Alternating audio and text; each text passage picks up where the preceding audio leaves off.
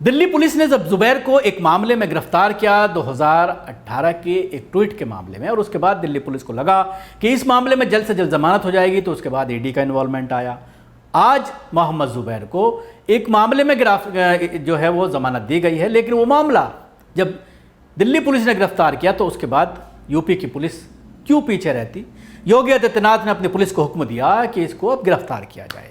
सीतापुर में एक मामला दर्ज किया गया था, जो एक मुनि के खिलाफ इन्होंने अपने ट्विटर पर कुछ लिखा था, उसको लेकर के सीतापुर पुलिस पहुंच गई और उनको जुबैर को कल जो है रिमांड पर लेकर के ये कहा, रिमांड लेने के लिए बात की कि इससे जिस मोबाइल से जिस लैपटॉप से का इस्तेमाल किया गया है ट्वीट करने के लिए वो बरामद करना है, और उसके बाद रिमांड दे दी गई। अर्जी खारिज कर दी गई लोकल कोर्ट के जरिए, फिर इलाहाबाद कोर्ट ने भी अर्जी खारिज की, और उसके बाद आज मामला यही सुप्रीम कोर्ट पहुंचा। तो सुप्रीम कोर्ट ने कुछ शर्तें लगाते हुए जुबैर को 5 दिन के लिए जमानत दे दी, लेकिन जमानत मिलने के बावजूद सीतापुर पुलिस जुबैर को बेंगलुरु के लिए लेकर निकली।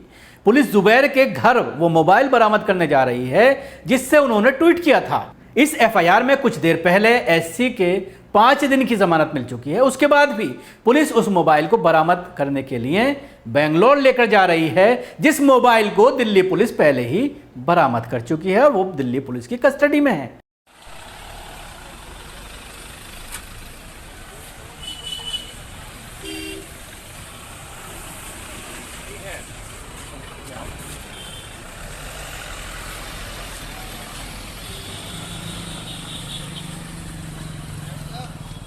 तो देखा आपने, उत्तर प्रदेश की पुलिस के ऊपर ना तो किसी कोर्ट का कुछ चलता है।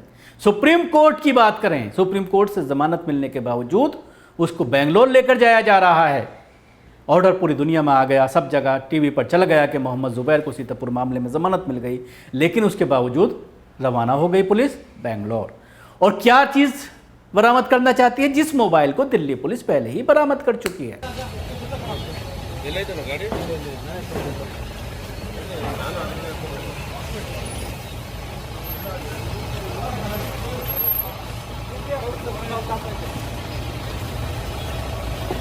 सवाल ये खड़ा होता है, जिस तरह की बहस आज कोर्ट में हुई और कोर्ट ने ये कहा कि आप हमारे न्यायिक क्षेत्र से बाहर नहीं जा सकते, ये शर्त रखी है।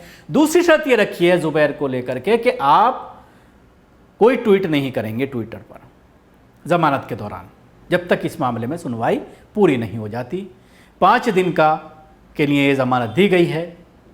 और जो बहस के दौरान सॉलिसिटर जनरल ने, यानी उत्तर प्रदेश सरकार के वकील ने जिस तरह की बातें कही मुनि को लेकर के, मुनि एक मजहबी पेशवा है और मुनि वो शख्स है जिसने खुलेआम मुस्लिम महिलाओं के साथ रेप करने की बात कही थी और उसको गिरफ्तार भी किया गया था, लेकिन उसके बाद तुरंत उसकी जमानत हो गई थी, क्योंकि मामला मुस्लिम महिलाओं से जुड़ा हुआ था, मामला मुसलमानों से जुड़ा हुआ था, इसलिए उसको ज़्यादा देर तक कस्टडी में रखने की ज़रूरत नहीं थी।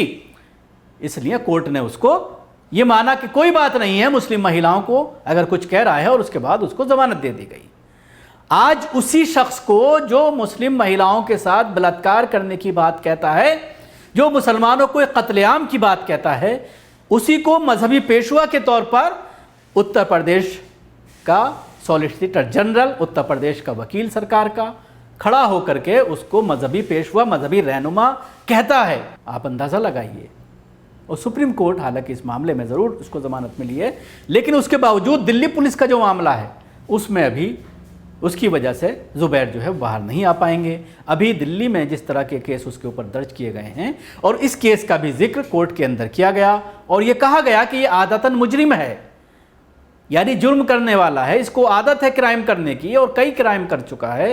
ये बात सॉलिसिटर जनरल तुषार मेहता के जरिए कोर्ट के अंदर कही गई और ये कहा गया कि ये अगर इसको ज़मानत दी जाती है तो ये ख़तरा है, ये भाग सकता है, इसलिए इसको ज़मानत ना दी जाए। लेकिन उसके बावजूद 2 रुकन की जो कोर्ट थी, 2 मेंबर थे उसमें सुप्रीम कोर्ट में, उनके ज़रिए ये फैसला दिया गया कि 5 दिन की इनको ज़मानत दी जाए। लेकिन दिल्ली का जो मामला है उसमें ईडी भी इन्वॉल्व हो गई है। ईडी ने फ्रेश 3 धाराएं लगाई हैं।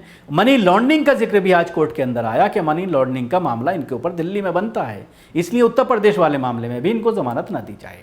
अब सवाल ये खड़ा होता है कि जिस तरह से जुबैर को गिरफ्तार किया गया है, उत्तर प्रदेश पुलिस सीतापुर लेकर गई है, कोर्ट के फैसले के बावजूद उनको बेंगलोर लेकर जाया जा रहा है। लेकिन वहीं दूसरा मामला जी न्यूज़ के एंकर की अगर हम बात करें, उसको बचाने के लिए फर्जी तौर पर उसको गिरफ्तार किया जाता है उस एफआईआर में जिसमें उसका नाम नहीं था, बाद में उसको ऐड किया गया। 16 मिनट के अंदर पुलिस उसके घर पहुंच जाती है, गिरफ्तार करके नोएडा ले जाती है, दिन भर उसको खाना खिलाती है, चाय पिलाती है, शाम को जमानत दे दी जाती है।